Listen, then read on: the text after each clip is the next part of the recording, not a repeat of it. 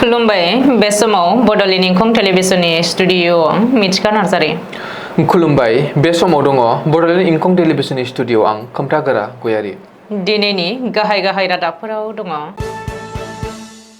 एडिआरि आनजादनि सिग्रोमनायखौ लाना नेमखान्थि फोसावदों। 1 अक्ट'बर खालि आसाम सरकारा आरोबाव 750 कौटि रां दाहार लागोन। एनआरसिआव मुं गैयि गासैखौबो बांलादेशआव दैथायहरफिनगोन बुंदों डक्टर हिमन्त बिश्व शर्मा। बिलासपुरनि आरोबाव गंनै लाक्जारि कारखौ पुलिसआ जब्द खालामदों। जिनाहारि खालामनायनि दायाव सानै लम्पटखौ ग्रेप्टार। नखरसेनिनो 7 सुबुंनि गोथै सह बोखांनो हादों। बिमाखौ बुथारनायनि दायाव फिसाजोआ पुलिसनि आखायाव ग्रेप्टार। हाथियारजों लोगोसे 3 दाखाथिखौ ग्रेप्टार खालामदों। दानिया फैदिनि आबुं रादाबाव।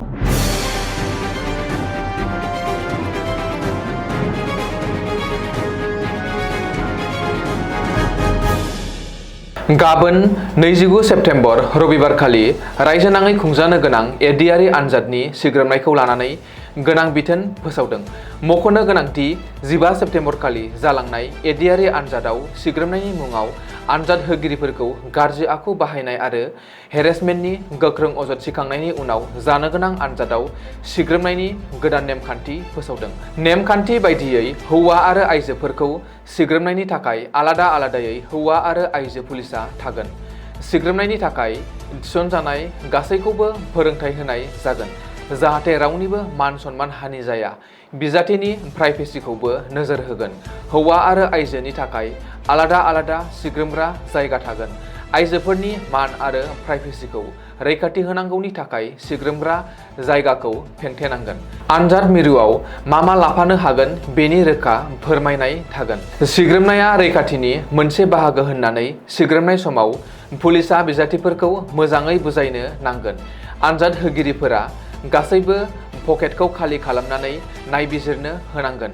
आइजोफोरखौ अंगनाबादि मावथि, अंगनाबादि हेल्पार एबा आसा मावफारियानि नुजाथिनायाव आइजो पुलिसआ सिग्रोमगोन। साफ्रोमबो बिजाथिखौ मेटेल डिटेक्टरनि जोहै नायबिजिरगोन। सिग्रोमनाय समाव बिजाथिफोरा आखाइ दैखांनांगोन। गाननाय सि आरो जुथानि सिङाव जाहाथे जेबो बेसाद लांनो हाया बेखौ नोजोर लाखिगोन। सेबा टेस्टिं एजेन्सि आरो SLR-सिआ गनायथि होनाय मुवा बेसादखौल' बिजाथिफोरा लोगोआव लांनो हागोन। सिग्रोमनाय समाव सन्देह जायोब्ला टुपि, जुथा, सेन्देल, गहेना बायदिखौ खुहोनो हागौ। गनायथि गैयि मुवा बेसाद मोनोब्ला लोगो जब्द खालामगोन। जायखिजाया इलेक्ट्रनिक डिभाइस एबा होबथाजानाय दाजेम मोनोबा प्रट'कल बायदियै आयेनारि राहा लागोन। सिग्रोमखांनायनि उनावसो आनजादसालियाव हाबहोगोन। जब्द खालामनो हानाय मुवा बेसादनि रेजिस्टार थागोन। जुदि सोरबा आइजोआ सिग्रोमजानो राजि नङाब्ला गोख्रैनो आनजादसालिनि अथ'रिटि आरो सेन्टार इनचार्जनो फोरमायनांगोन। बिसोर बिजाथिखौ बुजायगोन। बेनि उनावबो सिग्रोमनो गनायथि होआब्ला सागान होहोनानै आलादा खथायाव लांनाय जागोन। सिग्रोमनाय समाव बिजाथिनि मान मर्यादाखौ गाहामैनो लाखिनो बिथोन। सिग्रोमनाय थावनियाव CCTV केमेरानि राहा थागोन। नाथाय आइजोफोरखौ सिग्रोमनाय थावनियाव CCTV केमेरा लागायनो मोननाय नङा। बेनि सोलाय हाबनाय आरो ओंखारनाय लामायाव CCTV केमेरा थागोन। सिग्रोमनायनि बागै बिजाथिफोरा अजद दैखांनो हानाय बायदियै मोनफ्रोमबो आनजाद मिरुआव सासे इनचार्ज थागोन। बे इनचार्जआ पुलिस नङाब्ला गुबुन सोरखारि बिफाननि सोद्रोमाबो जानो हागौ। आसामनि बाख्रिया एबा ट्रेजारिया लांदां जाबाय नामा? बेयो मोनसे गेदेर सोंथि। मानोना डक्टर हिमन्त बिश्व शर्मा दैदेननाय सरकारा गले रां दाहार लानानैसो रायजोखौ सालायनो गोनां जादों। रिपर्ट बायदिब्ला भारतनि रिजार्भ बेंकनि जोहै फैबाय थानाय 10 बोसोरनि थाखाय थांनाय 17 सेप्तेम्बर खालि 100 कौटि रां आरो 24 सेप्तेम्बर खालि 250 कौटि रां दाहार लानायनि उनाव फैगौ 1 अक्ट'बर खालि आरोबाव 750 कौटि रां दाहार लानो थांगासिनो रायजो सरकारा।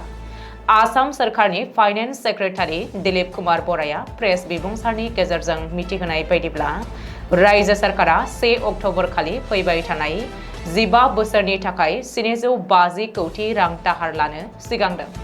मख'नो गोनांदि रायजो सरकारनि निजा टेक्स खामायनाय आसामाव डाबल इन्जिननि सोरखार होननानै दाबि खालामनाय मिरुनि मदि सरकारा आसामा मोननो गोनां मिरुनि टेक्सनि बाहागो क्रुड अइलनि रयेल्टी आरो गुबुन रायजोनि रुजुनायाव गुबुन गुबुन फुजिनि रांखौ खम हरनायनि जुनै आसाम सरकारा राङारि जेंनायाव गोग्लैदों। बेनि अनगायैबो अरुणोदयखौ लानानै गुबुन गुबुन हाई प्रफाइल बिथांखिफोरखौ मावफुंनो थाखाय रायजो सरकारा रां दाहार लानो गोनां जादों। बेखौबो मख'नो नांगोन दि डक्टर हिमन्त बिश्व शर्मा सरकारा दानफ्रोमबो 2,000 कौटि रां दाहार लानायनि जुनै बे समाव रायजोनि दाहारनि बिबाङा 1,55,000 कौटि रांसिम सौहैबाय। जाउनाव सरकारा बोसोरफ्रोमबो 7,000 कौटिनिफ्राय 8,000 कौटि रांसिम इन्टारेस्ट होनो गोनां जादों। एनआरसिआव मुं गैजायि गासैखौबो बांलादेशआव दैथायहरफिनगोन। बेयो जोंनि खान्थि जागोन। गिबियाव गासैखौबो दाबि फोरमान खालामनो खाबु होगोन।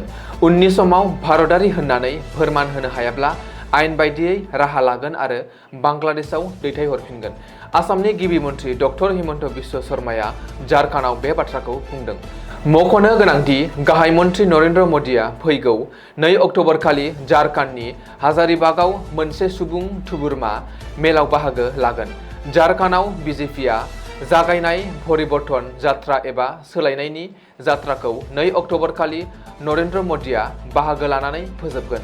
बेनि सिगां झारखान्डआव बिजेपिनि क-इनचार्ज आरो आसामनि गिबि मन्थ्रि डक्टर हिमन्त बिश्व शर्माया खौरां लाहैनानै खौरां बिजोंनि सिगाङाव एनआरसिनि सायाव माखासे गोनां बाथ्राफोरखौ बुंदों। आसामनि एनआरसिखौ रायखांनानै गिबि मन्थ्रिया बुंदों दि आसामाव एनआरसिनि गिबि खोलोबा आबुं जाबाय। गिबि खोलोबाव 14 लाख सुबुंखौ सिनायथिनो हादों। बेनि उनाव फिन नायबिजिरनो थाखाय जौसिन बिजिरसालियाव आर'जलाइ होदों। जौसिन बिजिरसालिया गनायथि होयोब्ला बेनि बिबाङा बांबांनो हागौ। बबेखानि झारखान्डनि थागिबि आरो आदिबासिफोरखौ एनआरसि नायबिजिरनांगौनि गोनांथि गैया होननानैबो डक्टर हिमन्त बिश्व शर्माया खौरांगिरिनि सिगाङाव बुंदों। रायजोआव सोमावग्लुंनाय अनलाइन ट्रेडिं केलेंकारिनि सायाव आसाम पुलिसनि नायबिजिरनाया गोख्रैयैनो सोलिगासिनो दङ। बेनि गेजेरावनो डिब्रुगड़ पुलिसआ ट्रेडिं केलेंकारिनि मास्टार माइन्ड बिशाल पुकरनि लाक्जारि आरो बेसेन गोसा कारफोरखौ गंसेनि उनाव गंसे जब्द खालामदों।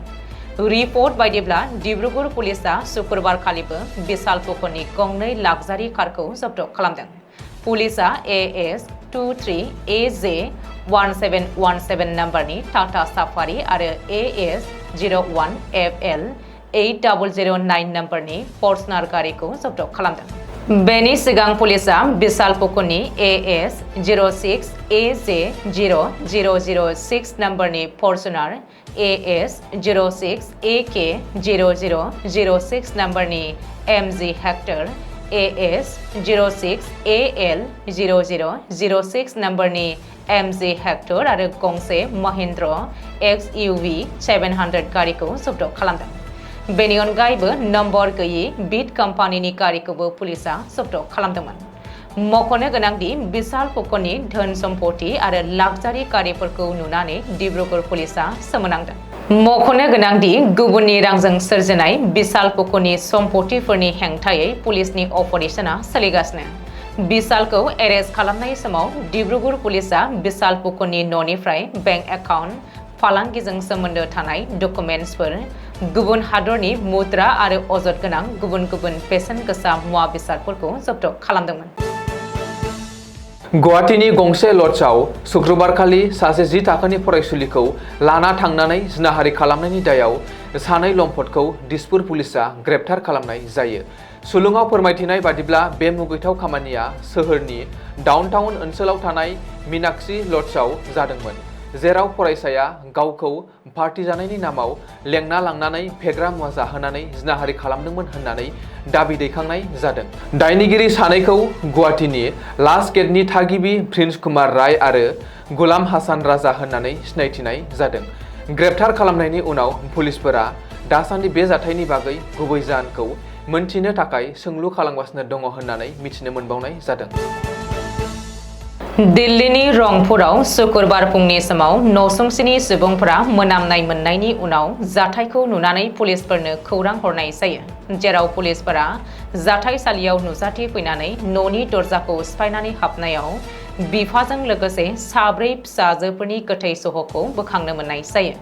फिसाजोफोरनि बैसोखौ 8 निफ्राय 18 बोसोरनि गेजेराव जागोन आरो बिसोरो गासैबो बेंगुरामोन होननानै पुलिसआ फोरमायथिदों। बिफायानो गावनि फिसाजोफोरखौ मुलि दौदों होननानै सन्देह खालामनाय जादों। बिसोरो थांनाय 8 बोसोरनिफ्रायनो बिल्डिंनि 4थि फ्ल'राव थादोंमोन। बेनि अनगायैबो गथ'साफोरनि बिमाया माखासे बोसोरनि सिगाङाव हामनो रोङै केन्सार बेरामजों जिउ गोमादोंमोन। जाहोनाव बिफाया हारसिङैनो गावनि फिसाफोरखौ फेदेरनो फोलावनो गोनां जादोंमोन। जाथायसालियाव सुइसाइडनि जेबो फोरमायथिबो गैयामोन।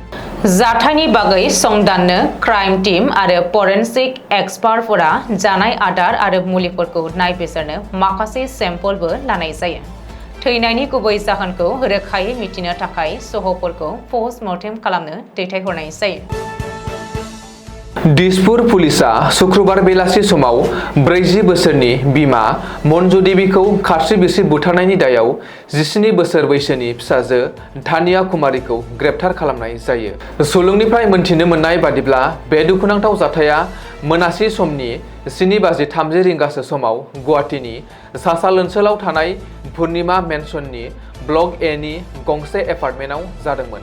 दायनिगिरिया गावनि बिमाखौ गंसे थौसिजों बुनानै जायगायावनो जिउ गोमाहोयो आरो नखराव गावसोर साथाम दायनिगिरि बिमा आरो बिफा दीप चन्द्र दास, जाय सासे टेनिस कच सोद्रोमाफोर दङमोन होननानै मिथिनो मोन्दों। जेब्ला गावनि बिफाया बेलासि समाव गावनि डिउटियाव थांदोंमोन अब्लानो बिमा आरो फिसाजोनि गेजेराव दावराव-दावसि सोमजिनानै बेबादि जाथाय जानाय सोराङाव फैदोंमोन। बे जाथायनि खौरांखौ मोननायनि उनावनो दिसपुर पुलिसआ जाथायसालियाव नुजाथि हैनानै दायनिगिरि फिसाजोखौ ग्रेप्तार खालामनानै लानानै थाङो। गुवाहाटी पुलिसआ सानथामनि सिगां देउसुतालाव डाकाति हाबनाय जाथायाव सोमोन्दो गोनां 3 डाकातिफोरखौ 2 पिस्तलजों लोगोसे ग्रेप्तार खालामनो मोननाय जायो। सुलुङाव फोरमायथिनाय बायदिब्ला डाकातिफोरा AS01 FM 2177 नम्बरनि गंसे स्कर्पिय' गारिखौ खावनानै लांदोंमोन, जायनि उनाव पुलिस कमिशनारआ गरसु पुलिस थानायाव थांनानै बे जाथायनि बागै नायबिजिरनो आखायाव लानाय जादों। बबेखानि बेनिनो 2 डाकातिफोरखौ पुलिसआ साननै सिगाङाव ग्रेप्तारबो खालामखांनाय जादोंमोन होननानै मिथिनो मोननाय जादों। बे जाथायनि बागै पुलिसआ थाबैनो सुस्रांनायनि राहा लागोन होननानै मिजिंथिनायखौ नुनो मोनदों। दिनैनि रादाबा एसेनोसै। गोजोन्थों। गोजोन्थों।